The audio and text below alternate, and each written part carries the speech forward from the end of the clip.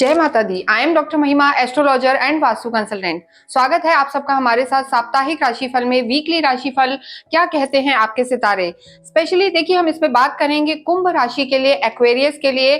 और जो एक्वेरियस राशि है ये 11वें नंबर की राशि है और शनि इनके लॉर्ड हैं। और अभी जो हम साप्ताहिक राशिफल की बात कर रहे हैं इसमें हम ज्यादातर चंद्रमा की स्थिति देखते हैं कि मून कैसा रहने वाला है। अगर हम चंद्रमा को देखें तो जो वीक स्टार्ट होगा यानी 19 से लेकर 25 तक हम यहाँ पर बात करेंगे।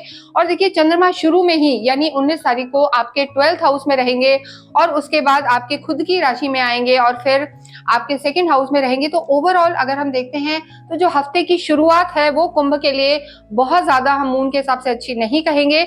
और अभी पिछले ही हफ्ते हमने देखा है बहुत सारे ग्रहों का परिवर्तन हुआ है और इसके साथ साथ ही जैसे राहु 18 को परिवर्तित हुए हैं, आपकी लगन में ही आ गए हैं, आपकी राशि में आए हैं। इसके साथ साथ आप पे साढ़े साथी भी है। सेकंड हाउस में आपके शुक्र शनि बैठे हुए हैं। थर्ड हाउस में बुध हैं और बुध भी एक ऐसे ग्रह हैं जो इस हफ्ते बदलने वाले हैं, यानी 23 के बाद बुध का भी गोचर होगा और वो आपके केंद्र में आ जाएंगे, सुख भाव में आएंगे।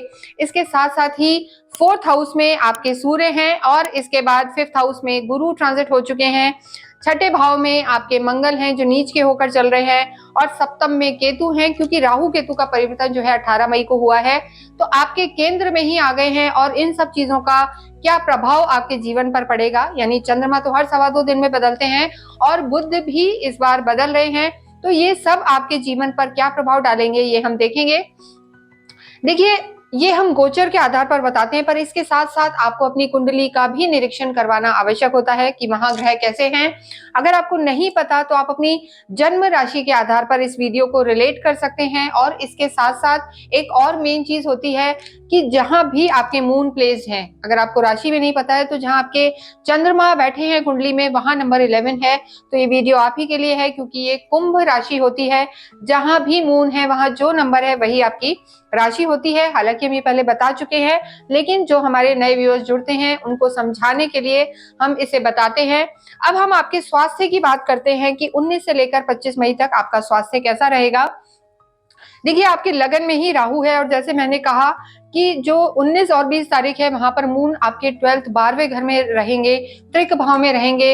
और चंद्रमा का जो है गोचर जो होता है चौथा, आठवां, 12वां या छठा भी भाव जो होता है, इसमें जब भी मून होते हैं तो थोड़े से वीक हो जाते हैं और आपकी जो इम्यूनिटी है थोड़ी सी वीक हो सकती है। सर्दी खांसी जुकाम इस तरीके की चीजें या ओवर थिंकिंग आपको रह सकती है। वैसे भी वापस राहु आपके यहाँ पर हैं तो देखिए कहीं ना कहीं ओवर थिंकिंग की तो समस्या आपको बनी रह सकती है। तो ऐसे में आप बहुत ज्यादा केयरफुल रहें अपनी सोच को लेकर, अपने विचारों को लेकर। साथ ही साढ़े साथी भी है तो इस पूरे ही हफ्ते आपको देखिए थोड़ा एक तो मानसिक तनाव रह सकता है।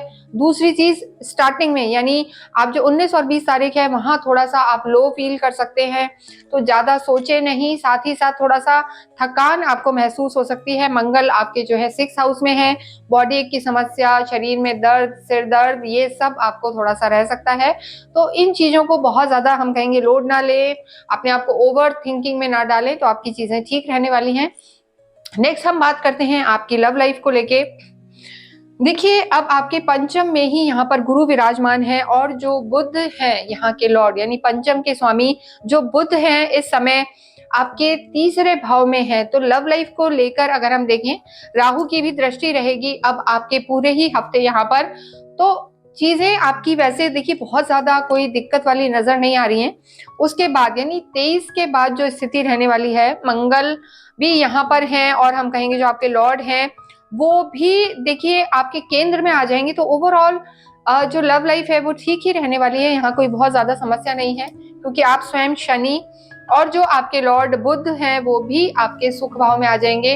तो ओवरऑल जो शुरू का समय है 19-20 तारीख वो थोड़ी सी आपको ध्यान रख के निकालनी है। अपने पार्टनर के साथ आर्ग्यूमेंट्स में नहीं जाना है, या बहुत ज्यादा अगर उसने कुछ कह भी दिया तो उसे बहुत ज्यादा दिल में नहीं रखना कि ऐसा क्यों कह दिया, क्या हुआ, ये सब चीजें।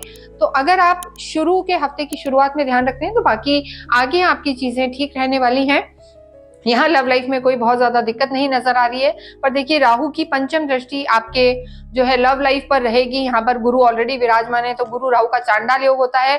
आर्ग्यूमेंट्स को अवॉइड करना है, किसी तीसरे व्यक्ति के कहने में आपको अपने पार्टनर पर डाउट नहीं करना, ये बात आपके लिए बहुत ज्यादा जरूरी है, वरना आप तो सोच में रहेंगे और सामने वाले को भी आप परेशान कर देंगे क्वेश्चन पूछ पूछ के, शक कर करके। तो उन चीजों में आपको बिल्कुल नहीं जाना। अन्यथा जो और रिश्ते यहाँ पर नजर आ रहे हैं, ठीक है, अपनी माता से भी थोड़ा सा आर्ग्यूमेंट्स में ना जाएं, या जो कहते हैं ना जोश में होश ना खोएं, ऐसी स्थिति इस हफ्ते में रह सकती है। तो कूल रहें, डाउन टू अर्थ रहें और वाणी का बहुत ध्यान रखें, तो आपकी चीजें ठीक रहेंगी। मैरिड लाइफ को अगर हम देखें तो आपके सप्तम में ही आपके केतु विराजमान है। हालांकि यहाँ के जो लॉर्ड है 7th हाउस के सूर्य हैं और वो सुख भाव में ही बैठे हैं, राहु की दृष्टि है। तो देखिए आपकी मैरिड लाइफ यहाँ पर ठीक ही नजर आ रही है, कोई बहुत ऐसा मेजर समस्या नहीं है। लेकिन केतु जहां भी होते हैं थोड़ा अतृप्त करते हैं, माइंडलेस प्लैनेट है। मतलब कई बार वो थोड़ा सा ऐसा लगता है कि सब कुछ होते हुए भी आपको कोई कमी सी रहेगी। हो सकता है आपके जो पार्टनर है उनका स्वास्थ्य थोड़ा सा खराब रह सकता है, तो ऐसे में उनका केयर करें, ध्यान रखें। तो मैरिड लाइफ यहाँ पर सही नजर आ रही है, कोई बहुत ज्यादा दिक्कत नहीं दिख रही है। बस क्रोध पर और एंग्जाइटी पे, यानी किसी भी चीज में बहुत ज्यादा टेंशन होते ही आपकी चीजें और रिश्ते खराब हो सकते हैं। इस हफ्ते में आपको इस चीज का ध्यान रखना है। अन्यथा कुंभ राशि का जो ढैया का लास्ट फेज चल रहा है, 7.5 की जो लास्ट हम कहेंगे कि चीजें चल रही हैं, उसमें कोई बहुत ज्यादा परेशानी यहाँ पर नहीं है। जो सेकंड फेज होता है 7.5 का, वो ज्यादा दिक्कत वाला है। तो इस हफ्ते शुरू के 2 दिन मून जब यहाँ 12th हाउस में है, फिर आप ही की राशि में है और फिर आपके कुटुंब में है, तो वो स्थिति आपके रिश्तों के हिसाब से ठीक रहने वाली है। शुरू के 2 दिन आपको थोड़ा सा ध्यान रख के चलना है। आपके कर्म की हम बात करें, कर्म क्षेत्र के जो आपके लॉर्ड हैं मंगल हैं, और देखिए वो जरूर इस समय नीच के हैं, लेकिन सूर्य की दृष्टि आपके कर्म क्षेत्र पर पड़ रही है। सीधी 7वीं दृष्टि सूर्य की आपके कर्म क्षेत्र पर है। देखिए मंगल के हिसाब से थोड़ा एक विवादों जैसा माहौल रह सकता है, जल्दबाजी रह सकती है, मन मुटाव रह सकता है, लेकिन ओवरऑल सूर्य की ये जो दृष्टि है आपके 7th हाउस, आपके 10th हाउस पर, ये आपका जो है मान सम्मान बढ़ाएगी, यश बढ़ाएगी, वैभव बढ़ाएगी। और जो आपके रुके हुए काम है वो भी आपके आगे बढ़ेंगे। आपके जो सीनियर्स हैं सपोर्टिव रहेंगे, लेकिन जो नीचे के लोग हैं या तो सबऑर्डिनेट्स या जो लोअर स्टाफ है वो थोड़ा सा आपकी लेग पुलिंग कर सकते हैं। हिडन पॉलिटिक्स आपके लिए हो सकती है। लेकिन जो आपके मेंटोर सीनियर्स हैं या गवर्नमेंट से रिलेटेड किसी भी तरीके को आपको अगर हेल्प चाहिए, तो वहां आपको इस पूरे ही हफ्ते बहुत आपका अच्छा समय है, हेल्प भी मिलेगी और चीजें अच्छी रहेंगी। आपके जो धन भाव के स्वामी हैं गुरु भी इस समय आपके पंचम में है, तो और शुक्र उच्च के बैठे हैं। तो ऐसी स्थिति में अगर हम कहें तो धन की स्थिति अच्छी बनी हुई है, कार्य आपका यहाँ पर बढ़ता हुआ है। कोई ना कोई चीजें आप इस हफ्ते में कोई बड़ी डील कर सकते हैं। जो आपके समय है, हम बताएंगे कि 22-23 का जो समय है ये आपके लिए अच्छा रह सकता है। इस समय आप कोई विशेष कार्य कर सकते हैं, चाहे प्रोफेशनल लाइफ हो या पर्सनल। 22-23 तारीख को अगर आपको कोई बड़ा काम करना है तो ये 2 दिन आप जरूर चुने, ये आपके लिए अच्छे रहने वाले हैं। विद्यार्थियों की हम बात करें तो देखिए विद्या के जो स्वामी हैं आपके गुरु, वो पंचम में ही बैठे हैं, तो ज्ञान तो बढ़ेगा, विद्या भी बढ़ेगी और आपका कंसंट्रेशन भी रहेगा। लेकिन देखिए राहु की पंचम दृष्टि कहीं ना कहीं थोड़ा सा गलत संगति में भी आपको डाल सकती है। तो इसमें आपकी कुंडली को देखना बहुत जरूरी है कि आपकी कुंडली में राहु की क्या स्थिति है, शनि और गुरु की क्या स्थिति है। उसके बाद ही जो आपकी एक्चुअल चीजें हैं वो सामने आएंगी। अन्यथा गुरु का यहाँ होना आपके ज्ञान को बढ़ाने वाला होगा। बुध जो पंचम के स्वामी हैं वो भी एक अच्छी स्थिति में यहाँ पर बने हुए हैं। तो ओवरऑल आपकी चीजें यहाँ पर अच्छी रहने वाली हैं। कोई बहुत ज्यादा समस्या स्टूडेंट्स के लिए भी नहीं है। रादर जो लोग डिस्टेंस एजुकेशन में जाना चाहते हैं या बाहर पढ़ने जाना चाहते हैं उनको भी यहाँ पर फायदा होगा।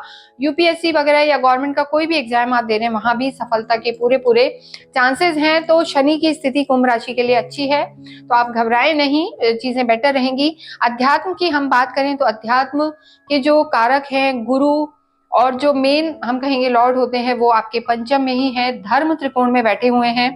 तो यहाँ आपका भगवान के प्रति विश्वास, अनुष्ठान, धार्मिक कार्य ये सब बढ़ेंगे और ये पूरा हाउस आपका एक्टिव है, तो अध्यात्म तो यहाँ पर बढ़ेगा। पर देखिए राहु की दृष्टि है तो थोड़ा सा भटकाव में कम जाएं, कहते हैं ना संगति अच्छी रखें, खान पीन शुद्ध रखें, तो जो आपकी सात्विक एनर्जी है वो डेफिनेटली बढ़ेगी। मैलेफिक जो इफेक्ट्स हैं राहु के वो कम होंगे। तो डेफिनेटली यहाँ पे यात्राएं होंगी। गुरु सीधे पंचम को आपके भाग्य को देखेंगे तो भाग्य को भी बढ़ाने वाला समय है। और ऑलरेडी भाग्येश आपके शुक्र धन भाव में उच्च के होकर बैठे हैं, तो भाग्येश बहुत साथ दे रहा है कुंभ राशि का इस समय। ओवरऑल अगर हम देखें तो सिर्फ आपको इस पूरे हफ्ते ये ध्यान रखना है कि आपकी एंग्जाइटी बहुत ना बढ़े, स्पेशली वो भी जो 19 और 20 तारीख है। यहाँ आपको अपने जो हम कहेंगे मानसिक तनाव हो सकता है, मन का बहुत ध्यान रखना है, या रॉन्ग डिसीजन भी हो सकते हैं। कोई भी मेजर डिसीजन है उसे आप 22-23 को करें। और भाग्य यहाँ पर आपका साथ दे रहा है, चीजों में कोई दिक्कत नहीं है। अपने स्पाउस की हेल्थ का ध्यान रखें। पूरे ही हफ्ते आपको हनुमान चालीसा का पाठ करना है। मंगल की स्थिति बहुत ज्यादा हम कहेंगे कि अच्छी नहीं है, थोड़ा सा कॉन्फिडेंस लूज कर सकते हैं। अदरवाइज सूर्य आपके केंद्र में ही है, तो सूर्य को भी आप जल चढ़ाएं, आदित्य हृदय स्त्रोत का आप पाठ करें और पीपल के पेड़ की पूजा अवश्य करें, शिव जी को भी जल चढ़ाएं। ये सब कार्य आप नित्य रूप से करते हैं तो परेशानियां आपकी दूर होंगी। इसके अतिरिक्त किसी भी इंपॉर्टेंट काम के लिए जा रहे हैं, स्टूडेंट्स किसी एग्जाम के लिए जा रहे हैं, तो जब भी आप घर से निकलें तो अवश्य ही आप थोड़ा सा गुड़ का सेवन करके जाएं या कुछ भी मीठा खा के जाएं। और इस हफ्ते में आप जरूर एक बार किसी भी काली चीज का, चाहे वो तिल हो या उड़द की दाल हो या कोई वस्त्र हो, आप असहाय व्यक्ति को दान कर सकते हैं। इसके अतिरिक्त ही इस वीडियो को हम यहीं पर समाप्त करते हैं। आपके कोई क्वेश्चंस हो तो आप हमें मैसेज कर सकते हैं। कमेंट बॉक्स में अवश्य ही ओम शम शनिश्चराय नमः लिखें। Thank you.